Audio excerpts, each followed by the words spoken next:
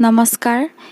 In this chapter, we discuss about the childhood of India's 11th president and the missile man of India, APJ Abdul Kalam. In his autobiography, Wings of Fire, he speaks of his childhood. আমি এইটো পাঠত ভাৰতৰ একাদশ ৰাষ্ট্ৰপতি আৰু missile man হিচাপে বিখ্যাত APJ Abdul কালামৰ শৈশৱকালৰ বিষয়ে আলোচনা কৰিছোঁ। তেওঁ উইংছ অফ ফায়াৰ নামৰ আত্মজীৱনীখনত নিজৰ শৈশৱকালৰ বিষয়ে বৰ্ণনা কৰিছে। তোমালোকে উইংছ অফ ফায়াৰ কিতাপখন ইচ্ছা কৰিলে বিচাৰি পঢ়িব পাৰা আৰু যদিহে ইংৰাজীত পঢ়িবলৈ অসুবিধা পোৱা তেনেহ'লে উইংছ অফ ফায়াৰৰ অসমীয়া অনুবাদ অগ্নিৰ ডেউকা কিতাপখন পঢ়িব পাৰা। I was born into a middle-class Tamil family in the island town of Rameswaram in the erstwhile Madras State. Abdul কালামৰ জন্ম হৈছিল পূৰ্বৰ মাদ্ৰাজ ৰাজ্যৰ সাগৰৰ মাজৰ এখন চহৰ ৰামেশ্বৰমৰ এটা মধ্যবিত্তীয় তামিল পৰিয়ালত। বৰ্তমান মাদ্ৰাছক তামিলনাডু বুলি জনা যায়। My father, Jainulabdeen, had neither much formal education nor much wealth. Despite these disadvantages, he possessed great innate wisdom and a true generosity of spirit. কালামৰ দেউতাক জৈনুলাবেদিনৰ কোনো আনুষ্ঠানিক শিক্ষা নাছিল আৰু বহুত টকা পইচাও তেওঁলোকৰ নাছিল। তথাপিও তেওঁ এজন জ্ঞানী আৰু উদাৰ মানুহ আছিল।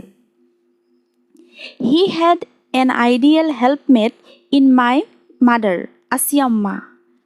I do not recall the exact number of people she fed every day, but I am quite certain that far more outsiders ate with us than all the members of our own family put together. কালামৰ দেউতাকৰ আদৰ্শ সহযোগী আছিল কালামৰ মাক আছিয়াম্মা। কালামৰ মাকে দিনত যিমান সংখ্যক মানুহক আহাৰ খুৱাইছিল কালামে হিচাপেই কৰিব নোৱাৰে।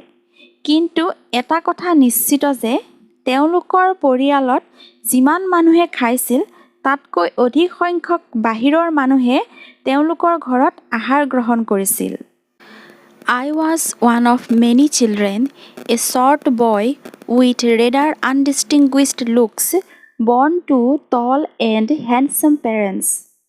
কালামৰ ওখ আৰু ধুনীয়া মাক দেউতাকৰ কেইবাটাও সন্তানৰ ভিতৰত কালামী তুলনামূলকভাৱে চাপৰ আৰু দেখাটো বৰ এটা ভাল নাছিল। We lived in our ancestral house, which was built in the middle of the 19th century. It was a fairly large pucca house made of limestone and brick on the Mosque Street in Rameswaram. কালামৰ পৰিয়ালটো 19 শতিকাৰ মধ্যভাগতে নিৰ্মাণ কৰা পৈতৃক ঘৰটোতে বাস কৰিছিল। ৰামেশ্বৰমৰ মছজিদ পথত থকা সেই ঘৰটো সুন্দৰভাৱে ইটা শিলেৰে নিৰ্মাণ কৰা এটা ডাঙৰ ঘৰ আছিল। My austere father used to avoid all inessential comforts and luxuries. However, all necessities were provided for in terms of food, medicine, or clothes. In fact, I would say mine was a very secure childhood, both materially and emotionally. কালামৰ সহজ সৰল দেউতাকে সকলো অপ্ৰয়োজনীয় আৰাম আৰু বিলাসিতাৰ পৰা আঁতৰি থাকিছিল। যদিও সকলো দৰকাৰী বস্তু যেনে আহাৰ, কাপোৰ, ঔষধ আদি প্ৰয়োজন অনুসৰি যোগান ধৰিছিল। কালামৰ মতে তেওঁৰ শৈশৱকাল বাস্তৱিকতে আৰু আৱেগিকভাৱেও সুৰক্ষিত আছিল। The Second World War broke out in 1939 when I was 8 years old. For reasons I have never been able to understand, a sudden demand for tamarind seeds erupted in the market. I used to collect the seeds and sell them to a provision shop in Mosque Street. A day's collection would fetch me the princely sum of 1 anna. 1939 চনত দ্বিতীয় বিশ্বযুদ্ধ আৰম্ভ হোৱাৰ সময়ত কালামৰ বয়স আছিল 8 বছৰ। সেই সময়ত হঠাতে বজাৰত কি কাৰণে তেতেলীৰ গুটিৰ চাহিদা বৃদ্ধি পাইছিল কালামে পিছতো বুজি পোৱা নাছিল। তেওঁ সেই গুটিবোৰ সংগ্ৰহ কৰিছিল আৰু মছজিদ পথৰ এখন দোকানত বিক্ৰী কৰিছিল। তেওঁ এনেদৰে এদিনত কোনোমতে 1 অনা সংগ্ৰহ কৰিছিল। My brother-in-law Jalaluddin would tell me stories about the war which I would later attempt to trace in the headlines in Dinamani. কালামক ভিনীহিয়েকে বিশ্বযুদ্ধৰ কাহিনীবোৰ কৈছিল যিবোৰ পিছত তেওঁ দিনমণিৰ হেডলাইন্সত পাইছিল। দিনমণি হৈছে এখন তামিল বাতৰি কাকত। Our area being isolated was completely unaffected by the war, but soon India was forced to join the Allied forces and something like a state of emergency was declared. তেওঁলোকৰ ঠাইখনত যুদ্ধৰ কোনো প্ৰভাৱ পৰা নাছিল, কিন্তু সোনকালেই ভাৰতক এলাইড ফ'ৰ্চত যোগদান কৰিবলৈ জোৰ দিয়া হৈছিল আৰু জৰুৰী অৱস্থা ঘোষণা কৰা হৈছিল। এলাইড ফ'ৰ্চ মানে হৈছে United kingdom, United states of America আৰু ৰাছিয়াৰ সংঘবদ্ধ সেনা। The first casualty came in the form of the suspension of the train halt at Rameswaram station.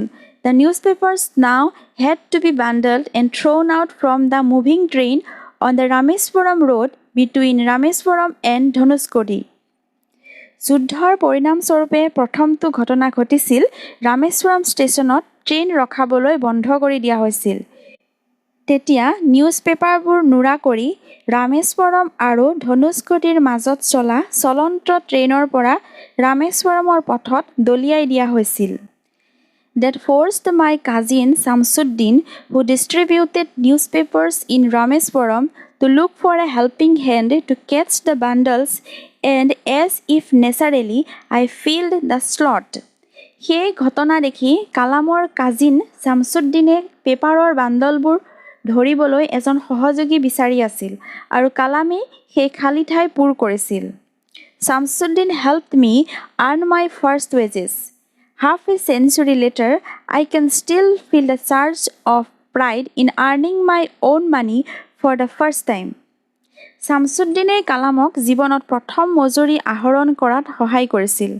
আধা শতিকাৰ পিছতো কালামে জীৱনৰ প্ৰথম মজুৰি আহৰণৰ গৌৰৱ অনুভৱ কৰিব পাৰিছিল।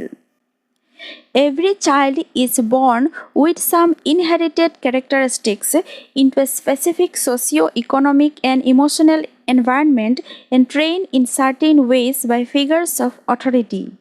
প্ৰতিটো শিশুৱেই বংশগতভাৱে কিছুমান বৈশিষ্ট্য লৈ জন্ম লাভ কৰে। এক বিশেষ সামাজিক, অৰ্থনৈতিক আৰু আৱেগিক পৰিৱেশৰ মাজত এই গুণবোৰৰ বিকাশ লাভ কৰে। I inherited honesty and self-discipline from my father. From my mother, I inherited faith in goodness and deep kindness, and so did my 3 brothers and sisters. কালামেও এনে কিছু বৈশিষ্ট্যই জন্মগতভাৱে লাভ কৰিছিল। তেওঁ আৰু তেওঁৰ 3জন ভাই ভনীয়ে দেউতাকৰ পৰা লাভ কৰিছিল সততা আৰু আত্ম অনুশাসন, মাকৰ পৰা পাইছিল সাধুতাৰ ওপৰত বিশ্বাস আৰু গভীৰ উদাৰতা। I had 3 close friends in my childhood, Ramanadha Sastry, Aravindan and Sivaprakasan. শৈশৱকালত কালামৰ 3জন খুব ভাল বন্ধু আছিল। তেওঁলোকৰ নাম হ'ল ৰামানাথা শাস্ত্ৰী, অৰবিন্দন আৰু শিৱপ্ৰকাশন। All these boys were from orthodox Hindu Brahmin families. As children, none of us ever felt any difference amongst ourselves because of our religious differences and upbringing. এই 3জনে গোড়া ব্ৰাহ্মণ পৰিয়ালৰ ল'ৰা আছিল। শিশু অৱস্থাত তেওঁলোক কোনেও নিজৰ ধৰ্ম আৰু লালন পালন বেলেগ বেলেগ হোৱা স্বত্তেও নিজৰ মাজত কোনো পাৰ্থক্য অনুভৱ কৰা নাছিল। In fact, Ramanadha Sastry was the son of Pakshi Lakshmana Sastry, the high priest of the Rameswaram temple. Later, he took over the priesthood of the Rameswaram temple from his father. ৰামানাথ Shastri আছিল ৰামেশ্বৰম মন্দিৰৰ মুখ্য পূজাৰী পক্ষী লক্ষ্মণ শাস্ত্ৰীৰ ল'ৰা। ডাঙৰ হোৱাৰ পিছত ৰামানাথই দেউতাকৰ পৰা পূজাৰীৰ দায়িত্ব নিজে লৈছিল। Aravindan went into the business of arranging transport for visiting pilgrims, and Sivaprakasan became a catering contractor for the Southern Railways. অৰবিন্দনে দৰ্শনাৰ্থীৰ যান-বাহন যোগানৰ ব্যৱসায় কৰিছিল আৰু শিৱপ্ৰকাশনে দক্ষিণ ভাৰতীয় ৰেলৱেত খাদ্য যোগানৰ ঠিকাৰ কাম কৰিছিল। During the annual Shri Sita Rama Kalyanam ceremony, our family used to arrange boats with a special platform for carrying idols of the Lord from the temple to the marriage site situated in the middle of the pond called Rama Tirtha, which was near our house. বছৰেকীয়া শ্ৰী সীতা ৰামা কল্যাণম অনুষ্ঠানৰ সময়ত এই কল্যাণম মানে হৈছে বিবাহ। দক্ষিণ ভাৰতত বিবাহক কল্যাণম বুলি কোৱা হয়। এই অনুষ্ঠানত ৰাম আৰু সীতাৰ প্ৰতিমাৰ বিবাহ উদযাপন কৰা হয়। এই অনুষ্ঠানৰ বাবে মন্দিৰৰ পৰা ভগৱানৰ প্ৰতিমা ৰামতীৰ্থ নামৰ এটা পুখুৰীৰ মাজত থকা বিবাহ মণ্ডপলৈ কঢ়িয়াই অনা হয়। এই পুখুৰীটো কালামৰ ঘৰৰ ওচৰতে আছিল আৰু তেওঁলোকে পুখুৰীৰ মাজলৈ যাবলৈ নাৱৰ ব্যৱস্থা কৰি দিছিল। Events from the Ramayana and from the life of the prophet were the bedtime stories my mother and grandmother would tell the children in our family. ৰামায়ণৰ কাহিনীবোৰ আৰু ভগৱানৰ অৱতাৰৰ কথাবোৰ কালামৰ মাক আৰু আইতাকে সাধুৰ দৰে শুবৰ সময়ত তেওঁলোকক কৈ শুনাইছিল। One day, when I was in the 5th standard at the Rameswaram Elementary School, a new teacher came to our class. I used to wear a cap which marked me as a Muslim, and I always sat in the front row next to Ramanadha Sastry, who wore the sacred thread.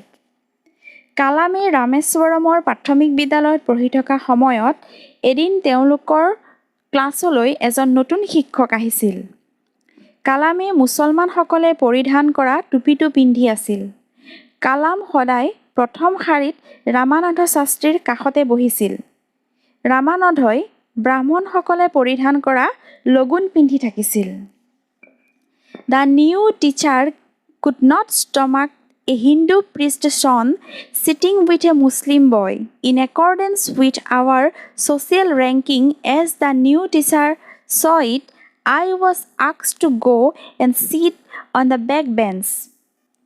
নতুন শিক্ষকজনে কোনোপধ্যেই এজন হিন্দু ব্ৰাহ্মণৰ ল'ৰাই মুছলমান ল'ৰাৰ লগত একেলগে বহাটো হজম কৰিব পৰা নাছিল। নতুন শিক্ষকজনে দেখুওৱা সামাজিক শ্ৰেণী বিভাগ অনুসৰি কালামক পিছৰ শাৰীত বহিবলৈ দিয়া হৈছিল। I felt very sad, and so did Ramanadha Sastry. He looked utterly downcast as I shifted to my seat in the last row.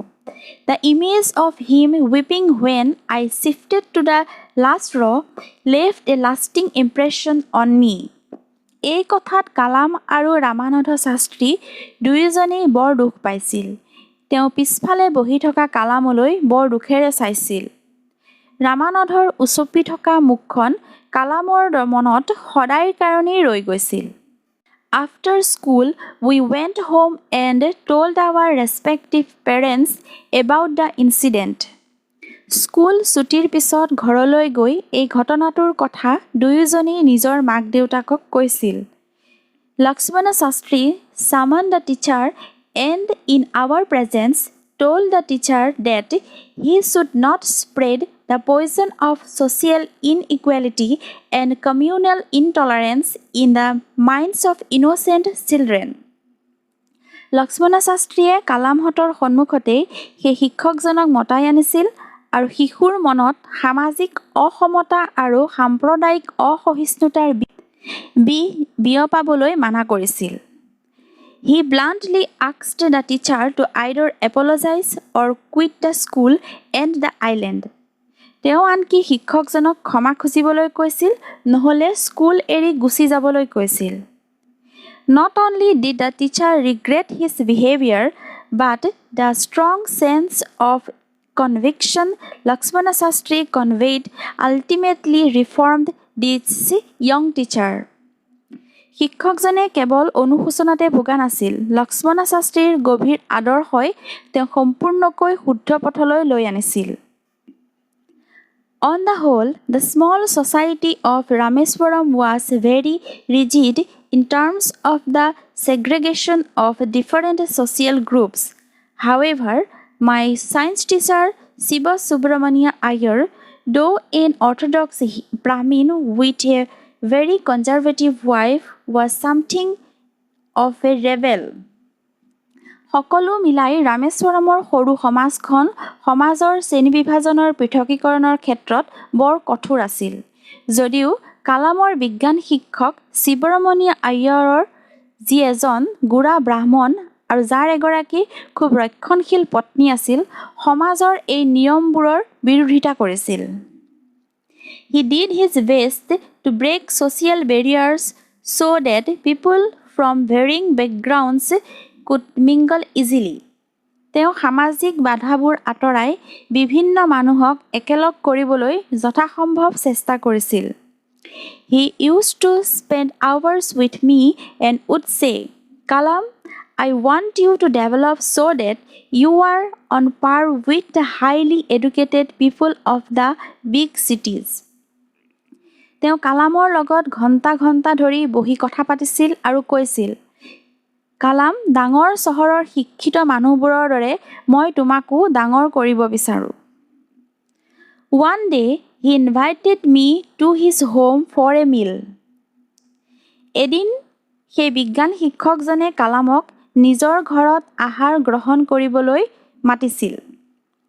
His wife was horrified at the idea of a Muslim boy being invited to dine in her ritually pure kitchen. এজন মুছলিম ল'ৰাক নিয়ম নীতি মানি চলা পাকঘৰত আহাৰ খাবলৈ মতা শুনি তেওঁৰ পত্নীয়ে বৰ ভয় খাইছিল। তেওঁৰ পত্নীয়ে কালাম আৰু শিৱসুব্ৰমণিয়া আয়াৰক আহাৰ খাই থাকোঁতে পাকঘৰৰ দৰজাৰ পিছফালৰ পৰা লক্ষ্য কৰি আছিল।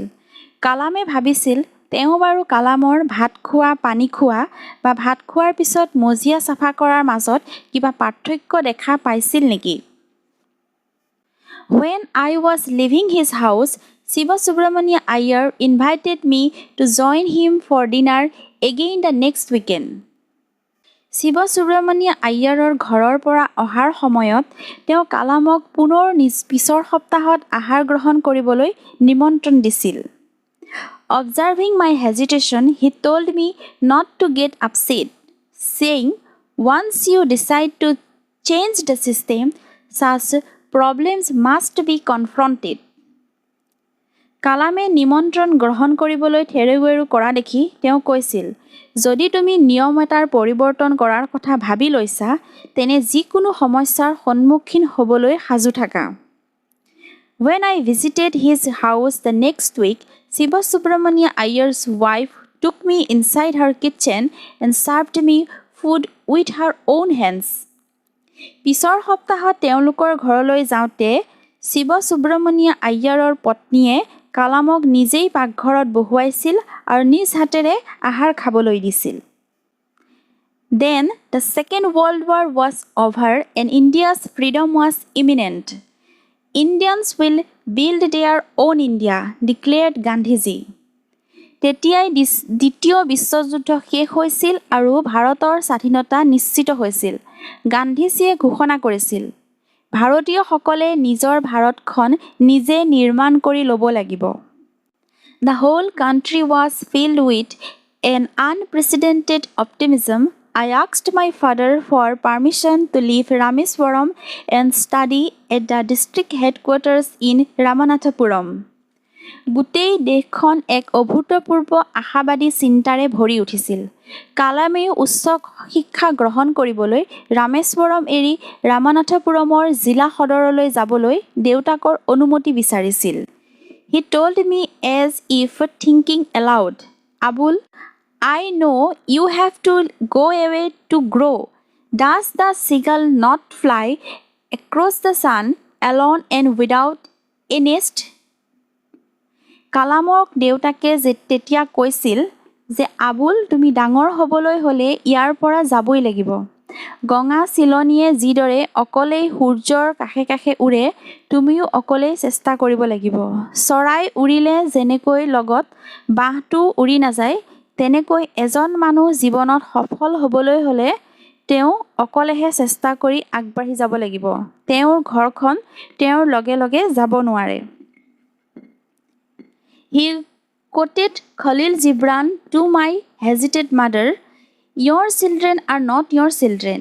They are the sons and daughters of life's longing for itself.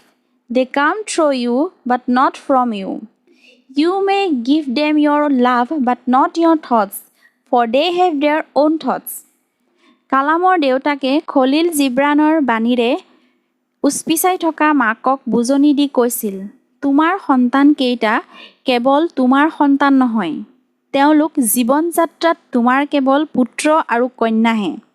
তেওঁলোকে তোমাৰ জৰিয়তে জন্ম লাভ কৰিছে। তেওঁলোক তোমাৰ পৰা জন্ম হোৱা নাই। তুমি তোমাৰ মৰমবোৰ তেওঁলোকক দিব পাৰিবা, কিন্তু তোমাৰ চিন্তা আদৰ্শবোৰ তেওঁলোকৰ ওপৰত জাপি দিব নোৱাৰিবা, কাৰণ তেওঁলোকৰ নিজা নিজা চিন্তাধাৰা আগৰ পৰাই আছে। কালামৰ দেউতাকৰ এই কথাই প্ৰমাণ কৰে কোনো স্কুলীয়া শিক্ষা নোহোৱাকৈও তেওঁ কিমান জ্ঞানী আছিল। আজি আমি আব্দুল কালামৰ শৈশৱকালৰ বিষয়ে থকা পাঠ মাই চাইল্ডহুডৰ বিষয়ে আলোচনা কৰিলোঁ। আশা কৰোঁ এই আলোচনাই তোমালোকক কিছু পৰিমাণে হ'লেও সহায় কৰিব। Thank U.